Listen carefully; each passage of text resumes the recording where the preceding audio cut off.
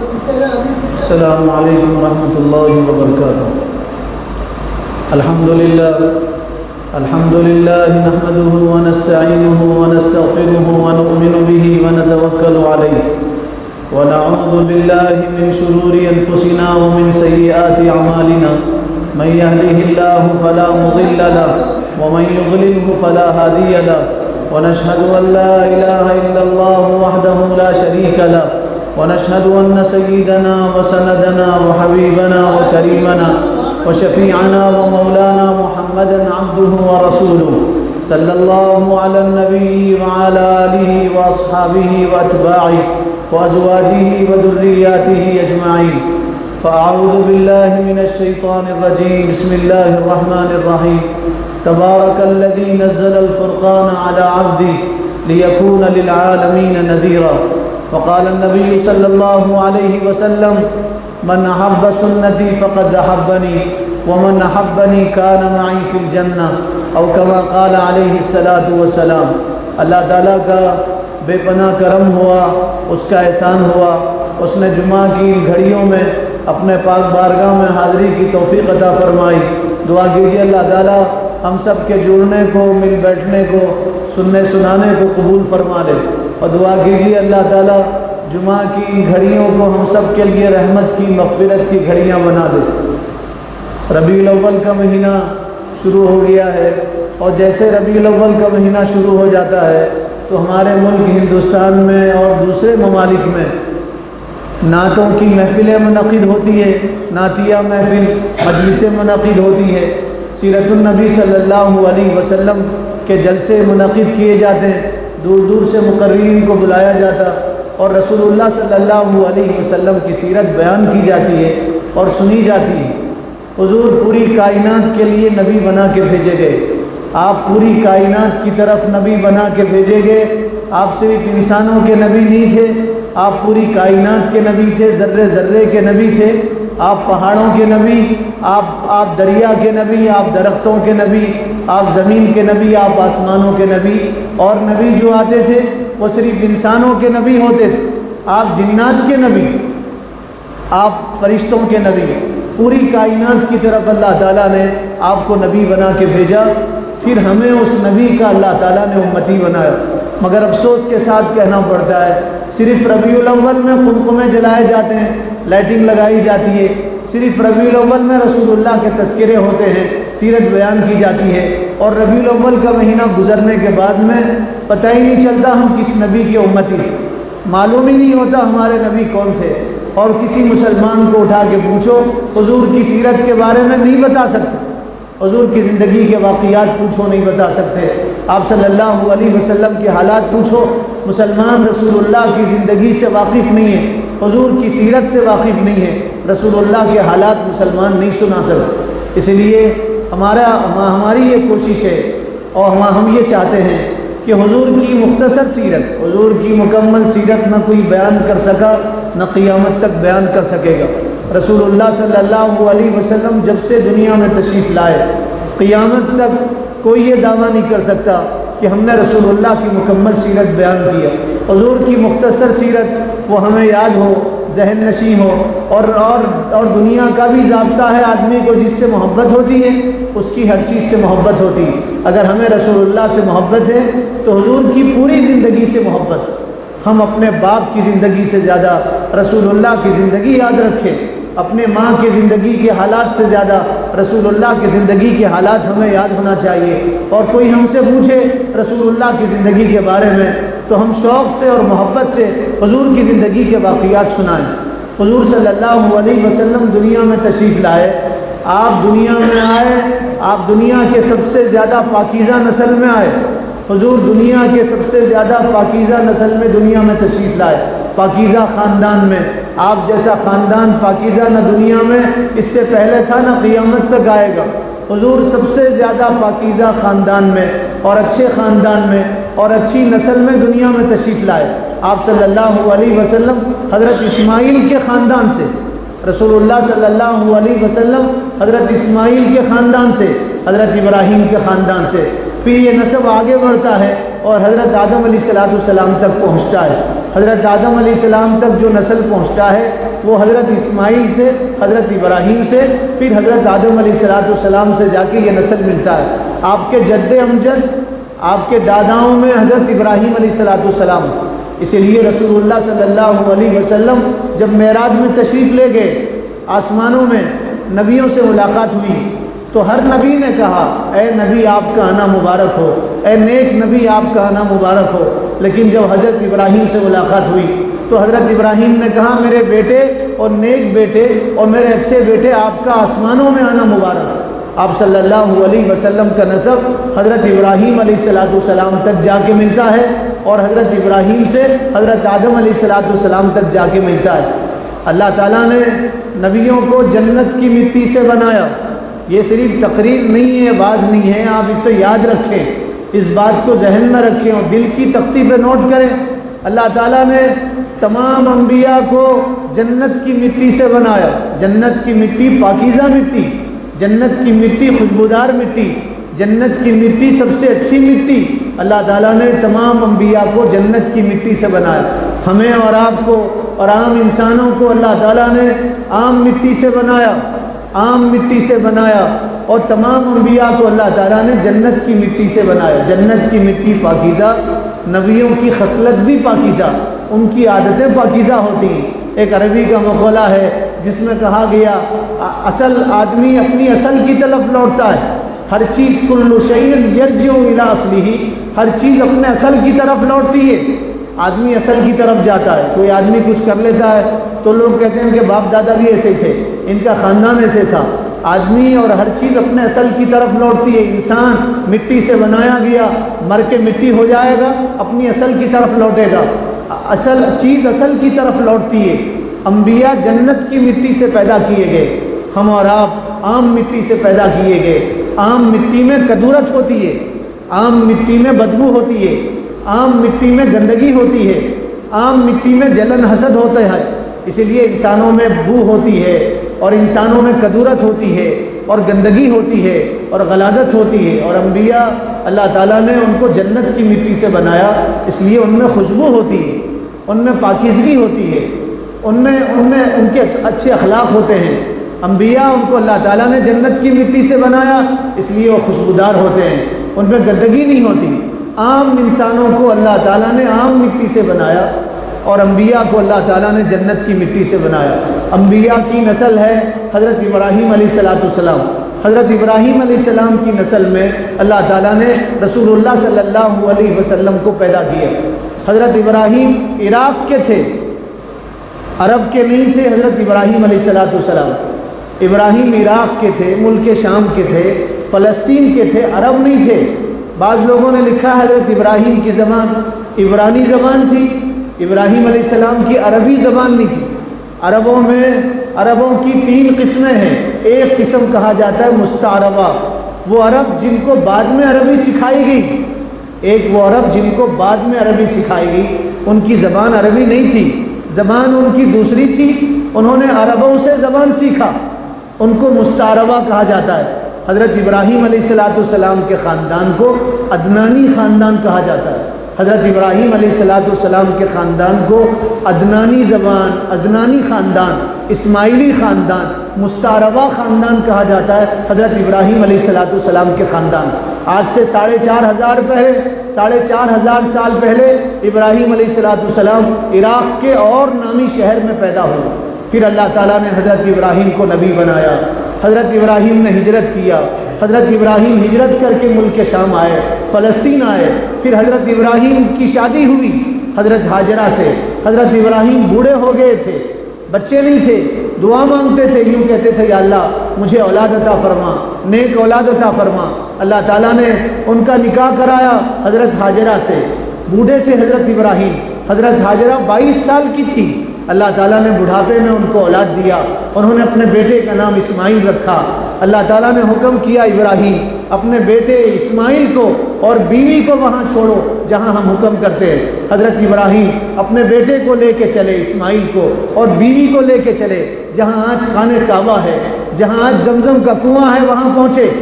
اللہ تعالیٰ نے فرمایا ابراہیم چھوڑو اپنے بیوی اور بچے کو اور یہاں چھوڑ کے چلے جاؤ۔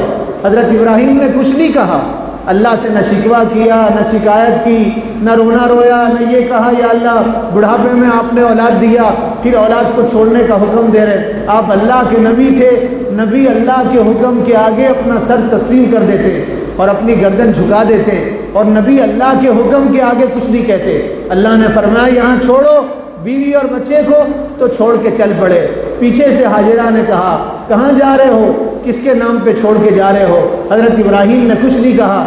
جب بیوی نے پوچھا کیا اللہ کے حکم سے چھوڑ کے جا رہے ہو، تو حضرت ابراہیم نے کہا ہاں اللہ کی مرضی سے چھوڑ کے جا رہا ہوں۔ تو اس ایمان والی عورت نے دامن چھوڑا اور یوں کہا جاؤ اللہ ہمیں ضائع نہیں کرے گا، جو اللہ آگ میں آپ کو بچا سکتا ہے وہ اللہ اس بیابان جنگل میں ہماری حفاظت کرے گا۔ حضرت ابراہیم چلے گئے، چھوٹے بچے کو چھوڑ کے گئے، شیرخوار بچے کو، دودھ پیتے بچے کو، اکیلی عورت کو چھوڑ کے گئے۔ کہاں چھوڑ کے گئے؟ رشتہ داروں کے پاس، عزیز و قریب کے پاس۔ کہاں چھوڑ کے گئے؟ شہر میں، دیہات میں؟ کہاں چھوڑ کے گئے؟ جنگل میں چھوڑ کے گئے، پہاڑوں کے درمیان چھوڑ کے گئے۔ کہاں چھوڑ کے گئے؟ ایسی جگہ جہاں پانی کی ایک بوند نہیں تھی۔ کہاں چھوڑ کے گئے؟ جہاں نہ انسان تھا نہ انسان کی ذات تھی، کالے کالے پہاڑ تھے۔ اللہ کے حکم کے آگے اپنا سب کچھ قربان کر دیا اور چھوڑ کے چلے گئے، اور یہ بھی نہیں سوچا کہ بیوی کیسے رہے گی اور بچہ کیسا رہے گا۔ چھوڑ کے گئے، جانے کے بعد نیچے اترے اور اتر کے دعا مانگنے لگے اور یوں کہنے لگے یا اللہ میں تیرے نام پہ چھوڑ کے جا رہا ہوں، لیکن اللہ تو ان کی حفاظت فرمانا، اور اے اللہ مکہ کے رہنے والوں کو، مکہ کے رہنے والوں کو رزق دینا، ان کو پھل دینا، اور مکہ کے رہنے والوں کو امن دینا اور سکون دینا۔ حضرت ابراہیم کی دعا رنگ لائی۔ آج پوری دنیا میں وہ پھل نہیں ہے جو پھل مکہ میں موجود ہے۔ ابھی ہم عمرے میں گئے تھے، آپ کو یقین نہیں آئے گا، آم کھا کے آئے، فریش آم، تازہ آم۔ پوری دنیا میں جب پہلا پھل آتا ہے تو لوگ خود نہیں کھاتے، مکہ مکرمہ میں بھیجتے، مکہ میں، عرب میں بھیجتے، مدینہ منورہ میں بھیجتے۔ حضرت ابراہیم علیہ السلام کی دعا کا اثر، پوری دنیا میں کہیں بھی وہ امن نہیں ہے جو مکہ مکرمہ میں امن ہے، سکون ہے، اطمینان ہے، جھگڑا نہیں ہے، فساد نہیں ہے، مار دھاڑ نہیں ہے، کوئی کسی کے قتل کے در پہ نہیں رہتا۔ وہاں جو چیز ہے وہ سب امن میں ہے، انسان تو انسان، جاندار بھی امن میں ہے، جاندار تو جاندار، بے جان چیزیں بھی مکہ مکرمہ کی امن میں ہے۔ آپ وہاں کا پتہ نہیں توڑ سکتے، آپ وہاں کی بے جان چیز کو بھی نقصان نہیں پہنچا سکتے۔ مکہ وہ زمین، اللہ کی وہ زمین جس کو اللہ تعالیٰ نے سب سے پہلے بنایا۔ کائنات بنانے کا اللہ نے ارادہ کیا، دنیا بنانے کا اللہ تعالیٰ نے ارادہ کیا، تو سب سے پہلے اللہ تعالیٰ نے مکہ مکرمہ کی زمین کو بنایا۔ پہلے زمین، سب سے پہلی زمین وہ مکہ مکرمہ کی بنی۔ دنیا بنانے سے پہلے اللہ تعالیٰ نے مکہ کی زمین بنایا، پھر اسی زمین کو پھیلا کے دنیا بنا دی۔ اور حضور نے فرمایا سب سے پہلا پہاڑ وہ جبل ابو قبیس کا پہاڑ ہے۔ پوری دنیا کا سب سے پہلا پہاڑ وہ جبل ابو قبیس کا پہاڑ ہے۔ مکہ کے سامنے ایک پہاڑ تھا، اب تو پہاڑ ختم ہو گیا، اب اس جگہ پہ بادشاہ کے محل بنائے گئے، اور وہ اس جگہ پہ اماموں کے گھر بنائے گئے۔ امام سب سے پہلے وہاں آتا ہے، اس کے بعد پھر مکہ میں خانہ کعبہ میں نماز پڑھانے کے لیے آتا ہے۔ تو جس جگہ پہ بادشاہ کا محل ہے وہ جبل ابو قبیس ہے۔ حضور نے فرمایا اللہ تعالیٰ نے سب سے پہلے پہاڑ جبل ابو قبیس کو بنایا، بعد میں دوسرے پہاڑوں کو بنایا، اور حضور نے فرمایا جبل ابو قبیس یہ جنت کا پہاڑ ہے، اٹھا کے جنت میں داخل کر دیا جائے گا۔ مٹی کا ہے، گارے کا ہے، پتھر کا ہے، لیکن جب دنیا فنا ہوگی تو اللہ تعالیٰ جبل ابو قبیس کو اٹھا کے جنت میں داخل کریں گے۔ سب سے پہلا گھر اللہ کا وہ خانہ کعبہ ہے، سب سے پہلا گھر خانہ کعبہ ہے، سب سے پہلا پہاڑ وہ جبل ابو قبیس ہے۔ حضرت ابراہیم نے اپنی بیوی اور بچے کو جہاں آج خانہ کعبہ ہے، زمزم کا کنواں ہے، وہاں چھوڑا اور چھوڑ کے چلے گئے اور دعا مانگ کے چلے گئے۔ حضرت ہاجرہ چھوٹے بچے کو لے کے رہنے لگی۔ دن گزرا، رات ہوئی، علماء نے لکھا ہے اکیلی عورت تھی، 22 سال کی عورت، دودھ پیتا بچہ، کیا گزر رہی ہوگی ان پہ۔ جب رات ہوئی تو جنگل کے درندے چیخنے لگے اور چلانے لگے اور آوازیں آنے لگی، شیر کی آواز آنے لگی، لومڑیوں کی آوازیں آنے لگی، اور درندوں کی اور چرندوں کی آواز آنے لگی۔ حضرت ہاجرہ گھبرائی نہیں، نبی کی بیوی تھی، نبی کی ماں تھی۔ حضرت ہاجرہ نے ایک عصا اپنے ہاتھ میں لیا اور کھڑی ہو گئی صفا پہاڑی پہ اور چیخ کے کہنے لگی تمہیں معلوم ہے میں کون ہوں؟ میں خلیل اللہ کی بیوی ہوں، میں ابراہیم خلیل اللہ کی بیوی ہوں، میں اللہ کی بندی ہوں، میں نے اللہ کو رب مان لیا، میں اسماعیل کی والدہ ہوں۔ اور کہا چپ ہو جاؤ اور ہمیں ڈرانا بند کر دو، ہم اللہ کے علاوہ کسی سے نہیں ڈرتے۔ کیا بول تھے ایمان والی عورت، کہنے لگی ہم اللہ کے علاوہ دنیا کی کسی طاقت سے نہیں ڈرتے۔ تو سارے درندے خاموش ہو گئے۔ بعض لوگوں نے لکھا ہے پورے درندے چل کے آئے اور خانہ کعبہ کے اطراف میں بیٹھ گئے اور خاموش بیٹھ گئے۔ وہ پرندے اپنی زبان سے کہنے لگے ہاجرہ ہمیں معلوم ہے تم نبی کی بیوی ہو، خلیل اللہ کی بیوی ہو اور اللہ کی بندی ہو۔ کہنے لگے ہم اس لیے نہیں چلا رہے تھے کہ ہم آپ کو ڈرانا چاہتے تھے، ہم تو آپ کی حفاظت کرنا چاہتے تھے۔ فرمایا ہم آپ کی حفاظت کے لیے آئے ہیں۔ حضرت ہاجرہ مکہ میں رہنے لگی، جہاں مکہ نہیں تھا، کوئی شہر نہیں تھا، گاؤں نہیں تھا، گھر نہیں تھا، کوئی انسان نہیں تھا، اکیلی عورت دودھ پیچھے بچے کے ساتھ رہنے لگی۔ 2-3 دن گزر گئے، ساتھ میں جو کھانا تھا وہ ختم ہو گیا، کھجور ختم ہو گئی، ستو ختم ہو گئے اور جو سامان تھا وہ سب کچھ ختم ہو گیا۔ بچہ بھوک سے بلبلانے لگا، حضرت ہاجرہ دوڑنے لگی۔ اللہ تعالیٰ نے حضرت ہاجرہ سے کہا جاؤ بچے کے پاس اور بچے کے پیروں تلے دیکھو، وہاں سے پانی نکل رہا ہے۔ حضرت ہاجرہ گئی تو حضرت ہاجرہ نے دیکھا زمین سے پانی نکل رہا ہے۔ علماء نے لکھا ہے اللہ تعالیٰ نے حضرت اسماعیل کے پیر رگڑنے پہ جبرائیل سے کہا تھا جبرائیل جاؤ وہاں پر مارو جہاں اسماعیل پیر رگڑ رہے ہیں، وہاں پر مارو جہاں اسماعیل پیر رگڑ رہے ہیں۔ حضرت جبرائیل کا پر لگا، اسماعیل کے پیر لگے اور رسول اللہ کا لعاب آب زمزم میں پڑا۔ اس لیے آب زمزم جنت کے پانی سے افضل، کوثر و تسنیم کے پانی سے افضل، جنت کے پانی سے افضل، بلکہ دنیا کے پانی میں سب سے افضل پانی وہ زمزم کا پانی ہے۔ زمزم کا پانی سب سے افضل پانی ہے۔ حضور آسمانوں میں جا رہے تھے معراج میں، حضرت جبرائیل آسمان سے آئے، سب چیزیں آسمان سے لے کے آئے، جنت سے لے کے آئے، پانی جنت سے نہیں لائے۔ حضرت حضور کو زمین پہ لٹایا اور آب زمزم میں آپ کا سینہ دھویا گیا۔ ساری چیزیں زمزم، ساری چیزیں جنت سے لائی گئی، آسمانوں سے لائی گئی، زمزم نہیں لایا گیا۔ اللہ چاہتے تو آسمان کا پانی جبرائیل کو دے کے بھیج سکتے تھے، اور چیزوں کے ساتھ جبرائیل جنت کا پانی لا سکتے تھے، لیکن جبرائیل جنت سے پانی نہیں لائے۔ جبرائیل نے زمزم میں حضور کے سینے کو دھویا اور قیامت تک لوگوں کو بتایا زمزم سب سے قیمتی پانی۔ جو لوگ اللہ کے گھر جا کے سامان لے کے آتے وہ بڑے بدقسمت لوگ، جو لوگ اللہ کے گھر جا کے زمزم لے کے آتے وہ خوش قسمت لوگ۔ اس لیے حضور نے فرمایا مومن زمزم پیٹ بھر کے پیتا ہے، منافق زمزم پیٹ بھر کے نہیں پیتا۔ مومن زمزم آنتیں بھر کے پیتا ہے، خوب سیراب ہو کے پیتا ہے، اور منافق زمزم سیراب ہو کے نہیں پیتا۔ زمزم دنیا کا مقدس ترین پانی، اس لیے کہ اس پہ حضرت جبرائیل کے پر لگے۔ جبرائیل تمام فرشتوں کے سردار، روح الامین ہیں، ان کے پر لگے، نورانی مخلوق ہے، نورانی مخلوق کے سردار ہیں جبرائیل، ان کے پر لگے زمزم کے پانی پہ۔ حضرت اسماعیل کے پیر لگے زمزم کے پانی پہ، اور رسول اللہ جب آئے تھے حج کرنے کے لیے آپ نے زمزم کا پانی لیا اور آپ نے زمزم میں اپنا لعاب ملایا اور فرمایا قیامت تک میری امت زمزم پیے گی تو میرا لعاب بھی پیے گی اور میرا تھوک بھی پیے گی اور میری برکت ان کو حاصل ہوگی۔ تو حضور نے اپنا لعاب زمزم میں ملایا، میرے لیے ملایا، آپ کے لیے ملایا، قیامت تک کے مسلمانوں کے لیے زمزم میں اپنا لعاب ملایا۔ 3 برکتیں زمزم میں ملی ہوئی ہیں، جبرائیل کے پر ملے ہوئے ہیں، حضرت اسماعیل کے پیر ملے ہوئے ہیں، اور رسول اللہ کا لعاب زمزم میں ملا ہوا ہے۔ اس لیے زمزم تمام پانی سے ہٹ کے پانی ہے۔ دنیا کا پانی پیو آپ کی بھوک نہیں مٹتی، زمزم کا پانی پینے سے آپ کی بھوک مٹ جاتی۔ حضرت ہاجرہ زمزم پی کے رہنے لگی، زمزم پی کے حضرت ہاجرہ رہنے لگی۔ یمن ایک ملک تھا اس زمانے میں، یمن میں بہت سارے قبیلے آباد تھے، یمن میں بہت سارے قبیلے آباد تھے۔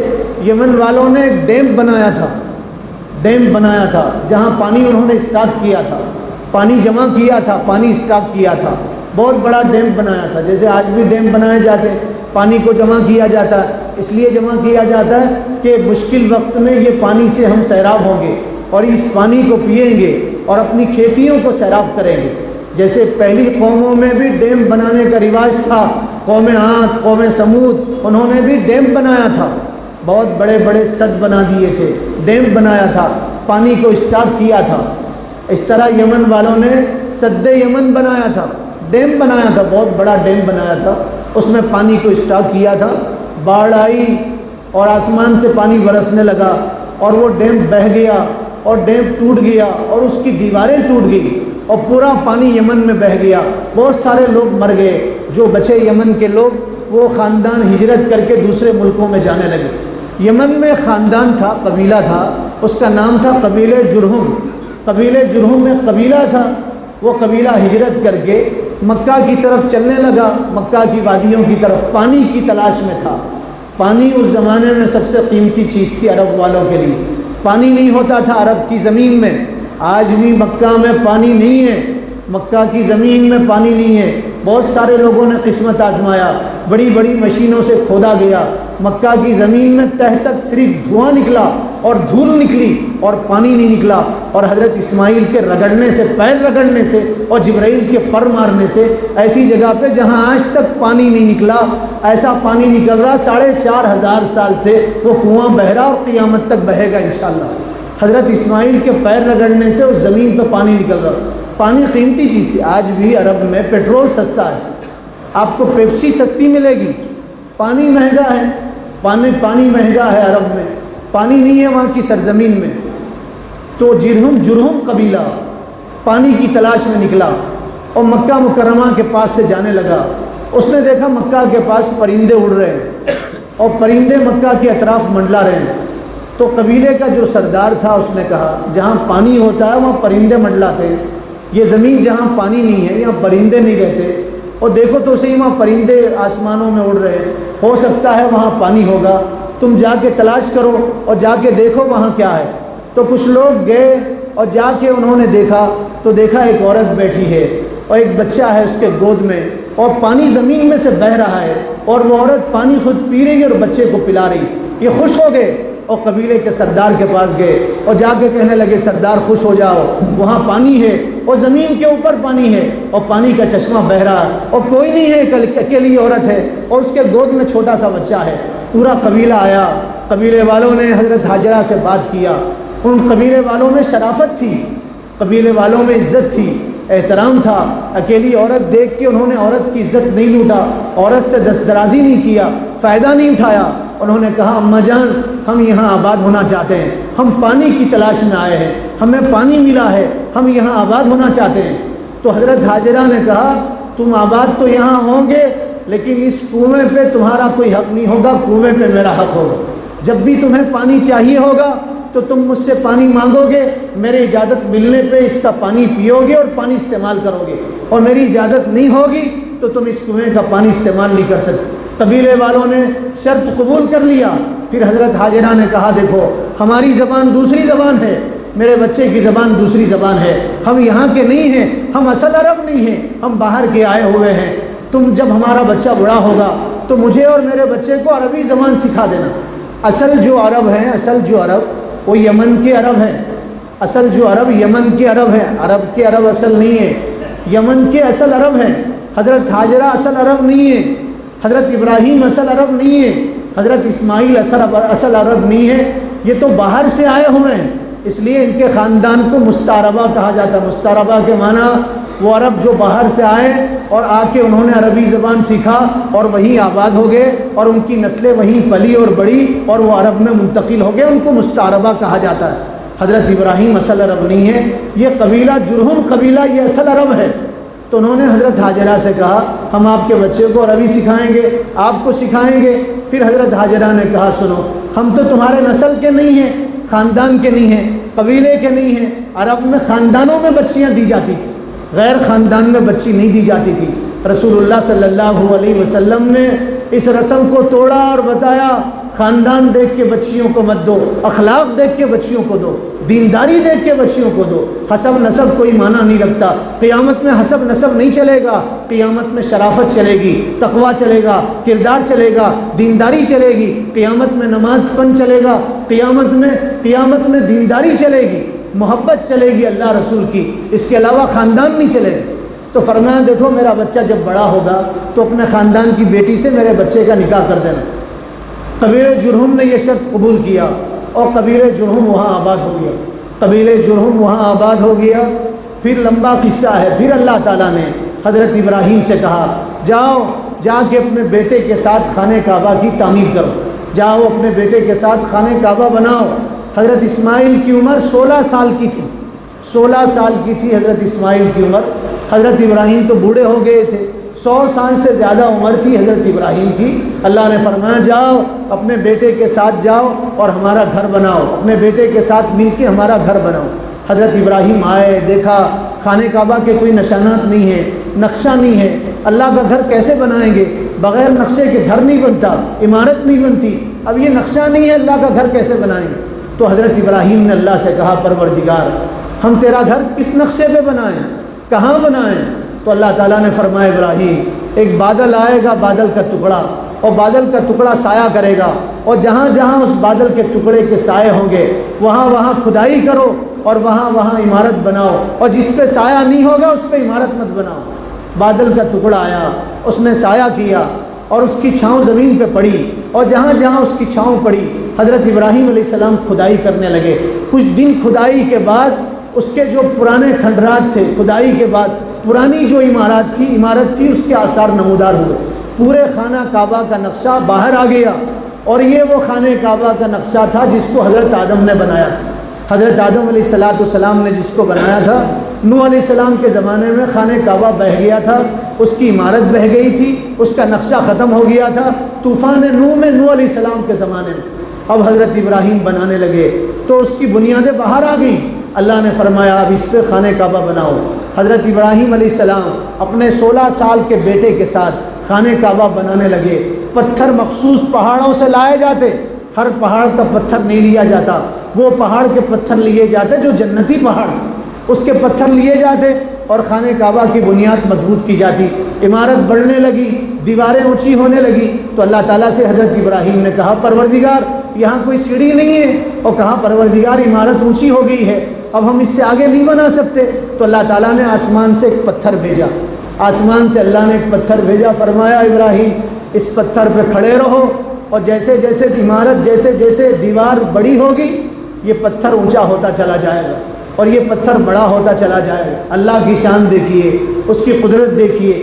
لفٹ تو لوگوں نے 4500 سال کے بعد بنایا، آج بنایا، اب بنایا، اور اللہ تعالیٰ نے پتھر کو لفٹ بنا دیا تھا۔ نہ کرنٹ تھا اس میں، نہ بجلی تھی اس میں، نہ کوئی بٹن دبانا تھا اس میں، نہ کوئی تکلیف تھی اس میں، پتھر بڑا ہوتا تھا جیسے جیسے عمارت بڑی ہوتی تھی۔ پھر ابراہیم علیہ السلام کو اترنا ہوتا تھا تو پتھر نیچے آ جاتا تھا۔ مقام ابراہیم ایک سنہری جالیوں میں پتھر رکھا گیا، جو لوگ گئے وہ جانتے ہیں، خانہ کعبہ کے سامنے سنہری جالیوں میں، کانچ میں، شیشے میں پتھر رکھا گیا، پتھر رکھا گیا، اس کو مقام ابراہیم کہا جاتا ہے، اس کو مقام ابراہیم کہا جاتا ہے۔ آپ اس میں جھانک کے دیکھیں گے تو اس میں 2 پیروں کے نشان ہیں، 2 پیروں کے نشان، وہ حضرت ابراہیم علیہ السلام کے نشان ہیں۔ پہلے جو نشان تھے وہ کم تھے، پہلے جو نشان تھے وہ کم تھے، بعد کے لوگوں نے اس کو چاٹنا شروع کیا، اسے چومنا شروع کیا، اسے کھرچنا شروع کیا، کھرچ کے اور چاٹ کے وہ گہرے نشان پڑ گئے۔ آپ سوچتے ہوں گے ابراہیم علیہ السلام کے اتنے گہرے نشان کیسے پڑے؟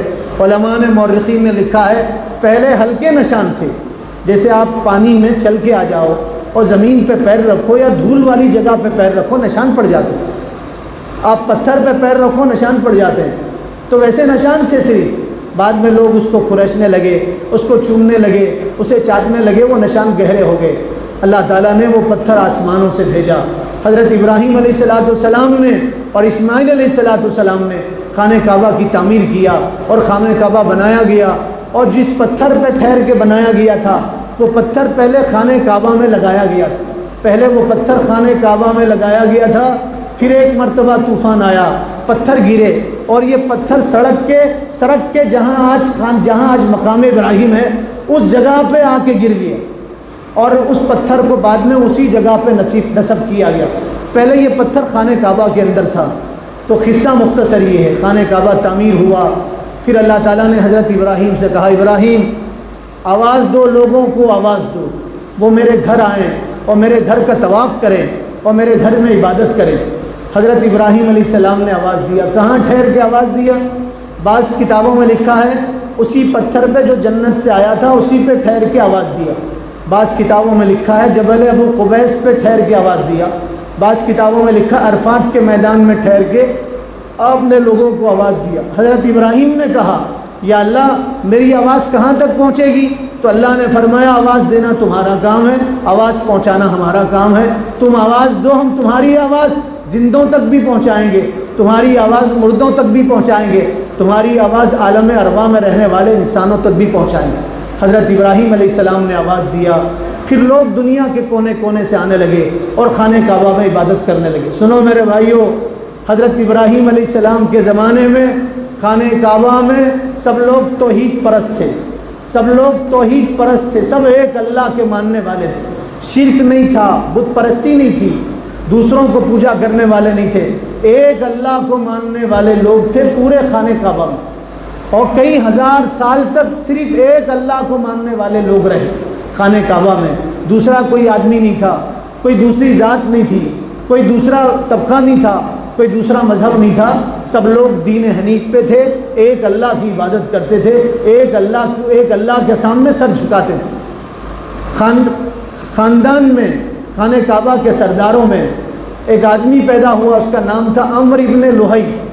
عمرو ابن لوہی ایک آدمی پیدا ہوا، وہ بڑا ہوا، وہ خانہ کعبہ کا سردار بنا، وہ خانہ کعبہ کا متولی بنا، اور خانہ کعبہ میں جو لوگ حج کے لیے آتے تھے ان کو پانی پلاتا تھا، ان کو پانی میں ملا کے شہد پلاتا تھا، ان کی خوب خدمت کرتا تھا۔ وہ آدمی تاجر تھا، تجارت کی غرض سے ملک شام گیا۔ ملک شام میں عمالقہ ایک قوم تھی، قوم عمالقہ، اس سے اس کی ملاقات ہوئی، اور اس کی ملاقات بڑی آگے بڑھی، مخالطہ ہوا، یہ ان سے دوستی میں آگے بڑھ گیا، محبت ہو گئی۔ قوم عمالقہ بت پرست قوم تھی، ان کے پاس مختلف سائز کے اور مختلف چیزوں کے بت بنے ہوئے تھے، سونے کے بت تھے، چاندی کے بت تھے، تانبے کے بت تھے، پتھر کے بت تھے، بڑے بت تھے، چھوٹے بت تھے۔ جیسے آپ دیکھ رہے ہیں ہمارے ہندوستان میں آج کل چھوٹے بت ہیں، بڑے بت ہیں، چوراستوں پہ رکھے ہوئے ہیں، گھروں میں رکھے ہوئے، لوگ جیبوں میں رکھ کے گھوم رہے ہیں، چھوٹے چھوٹے بت جیبوں میں رکھ کے گھوم رہے ہیں۔ اس زمانے میں قوم مالکہ کے پاس بھی ایسے ہی بت تھے۔ تو یہ عمرو ابن لوہی، اس نے بتوں کو دیکھا، یہ ان سے متاثر ہوا، کہنے لگا یہ کیا ہے؟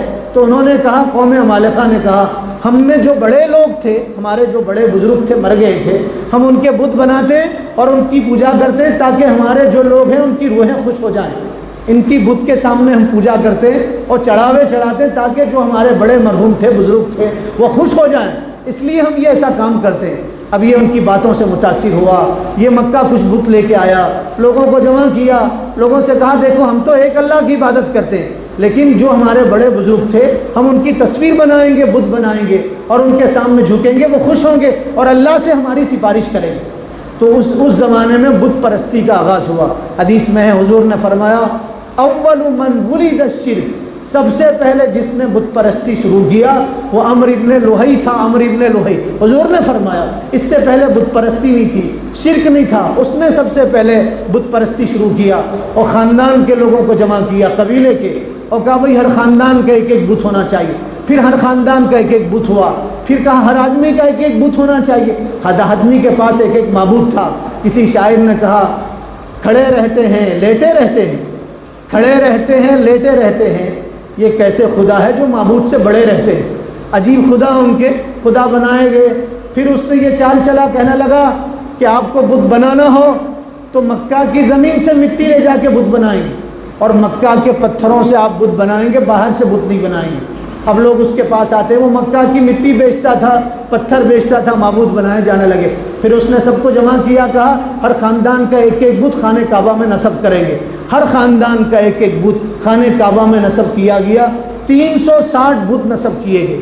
ہر خاندان کا بت تھا، ہر دن کا ایک معبود تھا، سال کے 360 دنوں کا ایک ایک معبود خانہ کعبہ میں نصب کیا گیا۔ اسی سے بت پرستی شروع ہوئی اور اسی سے شرک شروع ہوا۔ اس سے پہلے کوئی شرک نہیں تھا اور اس سے پہلے کوئی بت پرستی نہیں تھی۔